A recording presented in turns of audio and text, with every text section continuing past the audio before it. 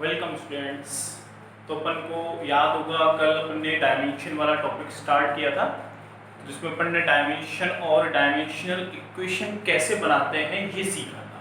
यानी कि अपन जो मास, लेंथ और टाइम के जो सिंबल्स हैं एम, एल, टी, इन पे पावर्स ए बी सी की फॉर्म में किसी भी फिजिकल क्वांटिटी को रिप्रेजेंट करते हैं एक बड़े ब्रैकेट में, उसे अपन कहते हैं डायमेंशनल इक्वेशन। और जो पावर है ए बी सी उनको हम बोलते हैं डायमेंशंस।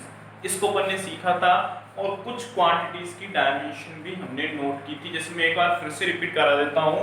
जैसे अपनी फर्स्ट क्वांटिटी थी, जो फिजिकल क्वांटिटी थी मास। कौन सी थी? मास। ठीक है, इसका फॉर्मूला तो कुछ होता नहीं है, यूनिट अपन लिखते हैं किलोग्राम। और इसकी मैंने डायमेंशन आपको बताई थी m1 L0 T0, बताई थी ना, याद होगा। दूसरी बताई थी मैंने कौन सी बेटा? लेंथ। लेंथ हो सकती है, इसको हम डिस्टेंस भी बोल सकते हैं, जिसमें हर टाइप की लेंथ डिस्टेंस आती है, जैसे कि radius, diameter, base, hypotenuse, perpendicular, length, width, height, depth, कुछ भी हो, सारी की सारी किसमें आती हैं? लेंथ में। इसका फॉर्मूला भी नहीं होता और इसके लिए हम यूनिट लिखते हैं मीटर, लेकिन डायमेंशन क्या लिखते हैं? m0 L1 T0। थर्ड मैंने आपको क्वांटिटी बताई थी अपना टाइम। टाइम के लिए भी कोई फॉर्मूला नहीं होता, क्योंकि फंडामेंटल क्वांटिटी है और यूनिट होती है बेटा इसकी सेकंड। और डायमेंशन क्या बताई थी? m0 L0 T। ये तो अपनी मैकेनिकल क्वांटिटीज होती है। इसके अलावा मैंने इसके बाद आपको डिराइव्ड क्वांटिटीज बताई थी। ठीक है, सबसे फर्स्ट जो बेसिक क्वांटिटी वो कौन सी थी? एरिया। एरिया का फॉर्मूला क्या होता है?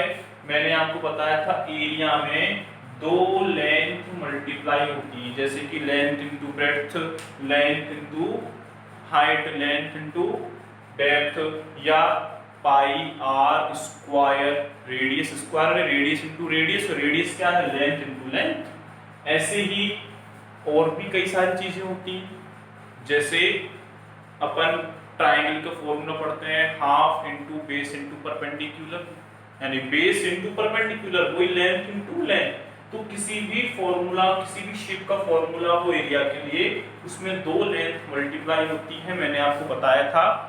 इसलिए इसका यूनिट क्या होती है? इसकी मीटर इंटू मीटर, यानी कि मीटर स्क्वायर, और you dimension m0 L2 T0।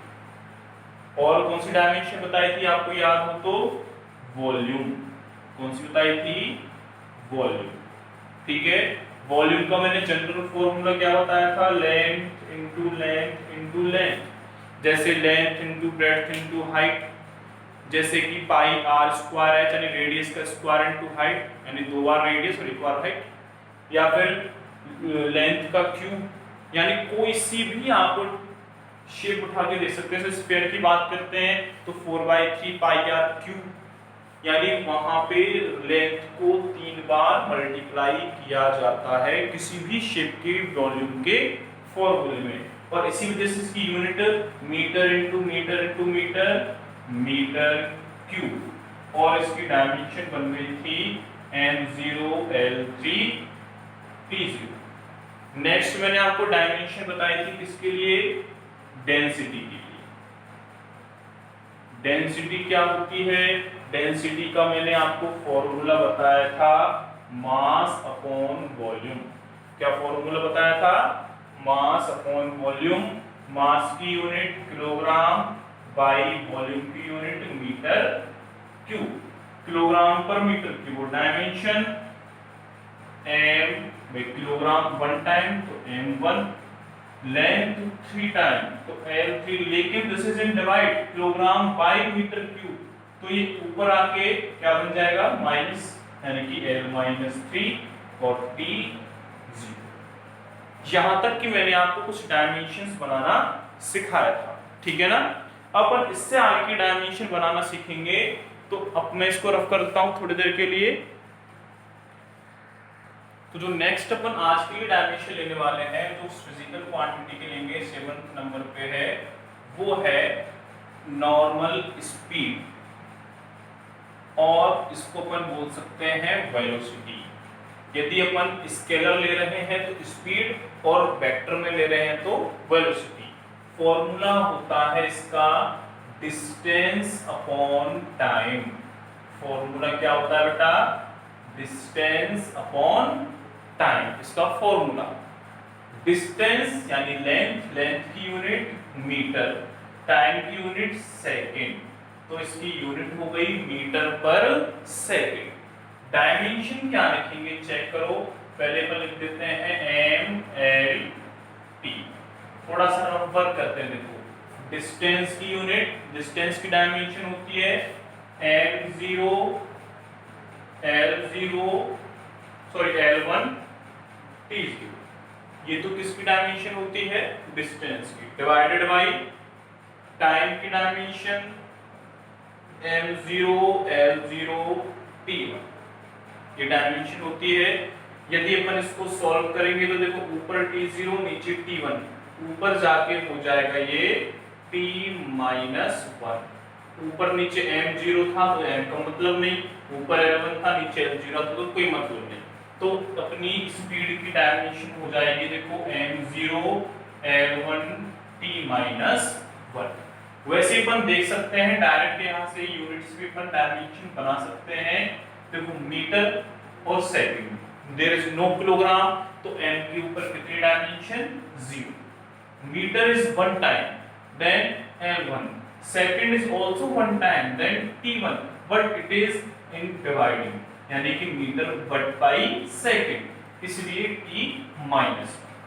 ठीक है, नेक्स्ट अपन आते हैं, नेक्स्ट फिजिकल क्वांटिटी है अपनी, वो है स्पीड के बाद जिस नेक्स्ट आती है वो है बेटा मोमेंटम। कौन सी है? मोमेंटम।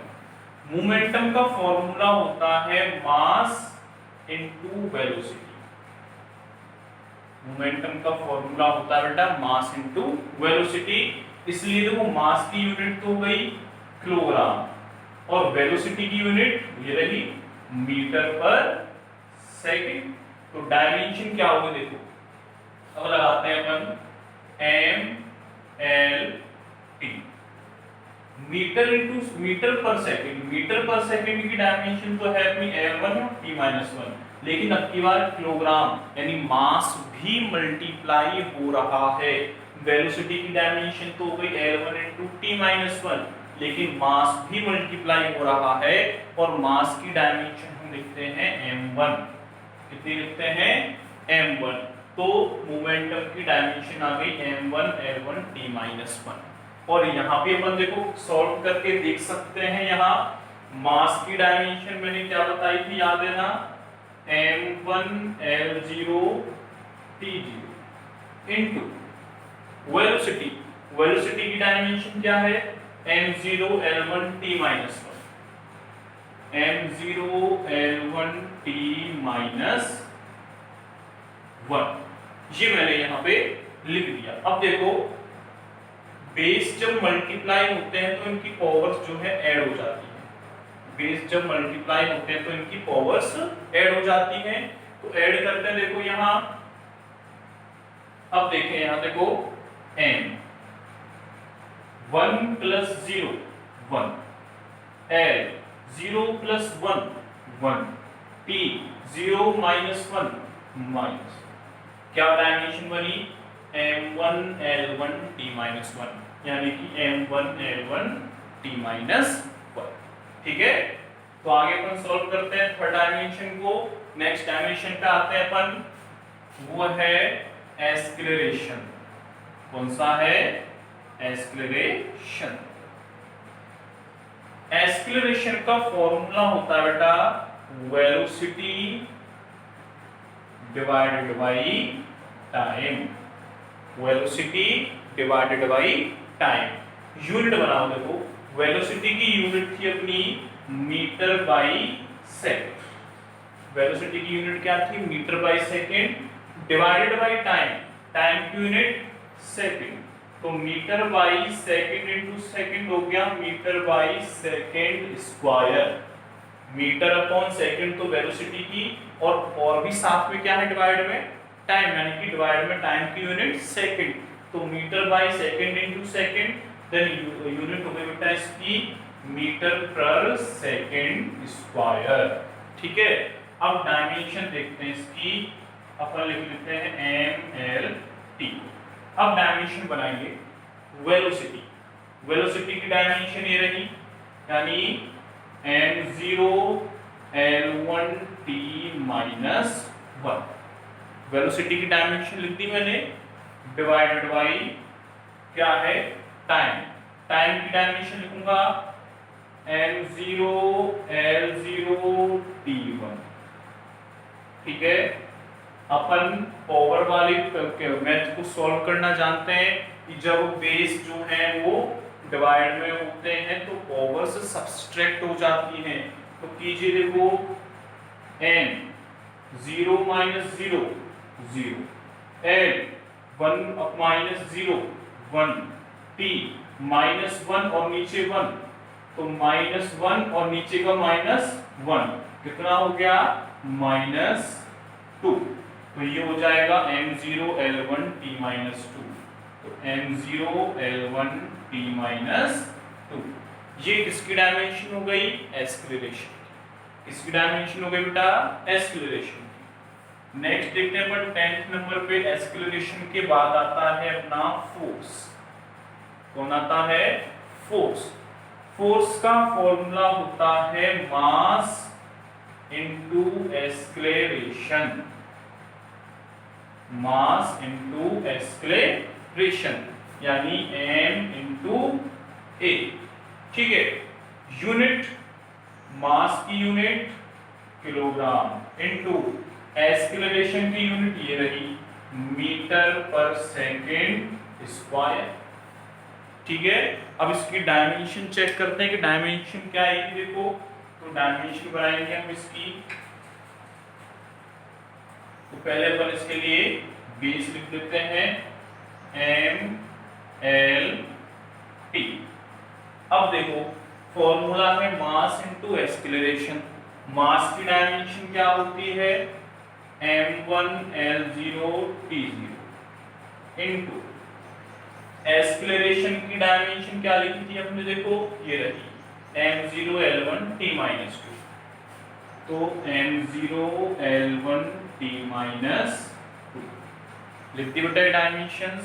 अब मैथ लगाते हैं, वही जो बेस मल्टीप्लाई होते हैं तो पावर्स ऐड हो जाती है। तो कीजिए n, देखो 1 प्लस 0 कितना हो गया 1, 0 प्लस 1 कितना हो गया 1, t 0 माइनस 2 कितना हो गया -2। क्या डायमेंशन बनी m1 l1 t माइनस 2। तो फोर्स की डायमेंशन हो गई m1 l1 t माइनस 2। किसकी डायमेंशन बनी बेटा ये फोर्स की। ठीक है, नेक्स्ट अपन आते हैं 11th नंबर। अपन पढ़ेंगे इसके बाद डायमेंशन किसकी प्रेशर की। प्रेशर, प्रेशर का फॉर्मूला होता है फोर्स अपॉन एरिया। क्या फॉर्मूला होता है बेटा फोर्स अपॉन एरिया। अब यार ध्यान रखना है, फोर्स जो है फोर्स का नॉर्मल यूनिट तो हो गया किलोग्राम मीटर पर सेकंड स्क्वायर, लेकिन थोड़ी बड़ी यूनिट हो जाती है, इसको याद करने में दिक्कत है। तो एसआई सिस्टम ने इसके लिए शॉर्ट यूनिट लिख दी, कौन सी न्यूटन। आइजैक न्यूटन के नेम पे कौन सी यूनिट रखती बेटा इसकी न्यूटन। तो अपन फोर्स के लिए एक सिंगल यूनिट न्यूटन भी लिख सकते हैं। ये आपको याद रखना होगा कि फोर्स की एक सिंगल यूनिट भी होती है न्यूटन। यहाँ से आगे जो भी क्वांटिटीज आएंगी उनकी ऐसे ही एक एक सिंगल यूनिट भी होगी। ठीक है ना। तो अपन बात कर रहे हैं प्रेशर की। प्रेशर का फॉर्मूला फोर्स बाय एरिया। अब इसका यूनिट क्या लिखेंगे, पहले यूनिट के लिए थोड़ा रफ कार्य कर लेते हैं। रफ वर्क देखिए, फोर्स की यूनिट लिखी थी मैंने kilogram metre upon second square, देख सकते हैं kilogram metre by second square. ठीक है, फोर्स बाय एरिया, एरिया की यूनिट याद है ना आपको, इनटू मीटर स्क्वायर। एरिया की यूनिट लिखते हैं अपन मीटर स्क्वायर, लेकिन डिवाइडेड में है तो kilogram metre by second square, divided में मीटर स्क्वायर। मीटर से कट गया इसका स्क्वायर, क्या बचता है kilogram by metre into second square. Metre नीचे बच गया तो kilogram by metre into second square. तो इसकी जो एमकेएस यूनिट है वो हो गई kilogram upon metre into second square. किसकी यूनिट बेटा, प्रेशर की यूनिट। ठीक है, लेकिन प्रेशर के लिए एसआई यूनिट हम लिखते हैं पास्कल। कौन सी, पास्कल भी हम एक शॉर्ट यूनिट देते हैं प्रेशर के लिए, जो कि साइंटिस्ट ब्लेज पास्कल के रिस्पेक्ट में रखी गई थी। अब इसकी डायमेंशन देखते हैं, तो डायमेंशन के लिए हम लिख लेते हैं MLT, बेस प्रिपेयर एरिया। अब बनाएंगे dimension, formula force by area. Force की डायमेंशन देखो ऊपर लिखी हुई है M1L1T-2, M1L1T-2 divided by area. Area की डायमेंशन मैंने आपको क्या बताया थी कल, M0L2T0 है ना यार। अब मैथमेटिकल यूज करते हैं, जब दो बेस डिवाइड में होते हैं तो उनकी पावर्स को सब्सट्रैक्ट कर दिया जाता है। तो देखिए अब M1 माइनस 0 क्या हो गया M1, L1 माइनस माइनस 2 यानी 1 माइनस, ऊपर 1 नीचे 2, 1 माइनस 2 क्या बचेगा माइनस का 1, तो L minus 1। T minus 2 minus 0, T minus 2 minus 0 क्या बचेगा माइनस 2। क्या यूनिट बनी, क्या डायमेंशन बनी, M1 L minus 1 T minus 2। तो M1 L minus 1 T minus 2 ये डायमेंशन बन गई बेटा किसके लिए, प्रेशर के लिए। किसकी डायमेंशन बनी है ये, प्रेशर की डायमेंशन बन चुकी है। मैं आपको एक और डायमेंशन बता देता हूं अभी, वो अपन डायमेंशन पढ़ेंगे किसकी, वर्क की। वो डायमेंशन पढ़ेंगे अपन वर्क। वर्क को ही अपन एनर्जी बोलते हैं। फिजिक्स का फॉर्मूला होता है work is equals to energy. जो वर्क होता है वही एनर्जी होती है, अपन कहें जो एनर्जी होती है वही वर्क होता है। वर्क का फॉर्मूला होता है फोर्स इनटू डिस्टेंस। वर्क का फॉर्मूला है फोर्स इनटू डिस्टेंस। ठीक है, फोर्स इनटू डिस्टेंस, तो यूनिट बनाओ। यूनिट के लिए अपन पहले रफ वर्क करते हैं, देखो थोड़ा सा। तो उसके लिए देखो फॉर्मूला है फोर्स। फोर्स की यूनिट लिखते हैं अपन kilogram metre by second square. क्या यूनिट लिखते हैं फोर्स की, kilogram metre by second square. Into distance, into distance मतलब मीटर, तो इसकी यूनिट बन गई देखो kilogram metre into metre, metre square by second square बन गई यूनिट। अब देखो फोर्स की यूनिट होती है न्यूटन, डिस्टेंस की यूनिट मीटर, इसकी एक यूनिट और हो गई न्यूटन इनटू मीटर। और इसके लिए जो शॉर्ट यूनिट दी जाती है वो दी जाती है जूल। कौन सी दी जाती है, जूल, जो कि साइंटिस्ट जूल के एस्पेक्ट में दी जाती है। तो यहाँ वर्क या एनर्जी की तीन क्या हो गई बेटा, यूनिट हो गई। कौन कौन सी, एक यूनिट तो हो गई kilogram metre square by second square, एक हो गई न्यूटन इनटू मीटर, और एक हो गई जो मेन यूनिट है इसकी जूल। कौन सी, जूल। अब डायमेंशन बनाते हैं, तो डायमेंशन के लिए पहले बेस लिख लेते हैं अपन MLT। ठीक है, डायमेंशन बनाओ। देखो डायमेंशन के लिए अपन फॉर्मूला यूज करेंगे फोर्स इनटू डिस्टेंस। फोर्स की डायमेंशन क्या थी, ये रही M1L1T-2, M1L1T-2 2 into distance, distance यानी कि लेंथ, और लेंथ की क्या डायमेंशन बताई थी मैंने, m0 l1 t0 बताई थी नई डायमेंशन। अब बेस मल्टीप्लाई हो रहे हैं तो टॉगस को ऐड कर दो, m 1 + 0 1, l 1 + 1 2, t -2 + 0 -2, क्या डायमेंशन बनी, m1 l2 t -2, तो m1 l2 t -2, तो ये डायमेंशन बन गई बेटा किसकी, वर्क की। तो ये अपन की छोटी हुई टेबल कंप्लीट नहीं हुई है, ये अभी कुछ क्वांटिटीज के लिए मैंने आपको टोटल अब तक 12 क्वांटिटीज की डायमेंशन, इनकी यूनिट और इनके फॉर्मूले आपको अभी बता दिए हैं। तो ये टेबल आपको याद रहनी चाहिए, और इस टेबल को अपन कल भी कैरी ऑन रखेंगे, ठीक है।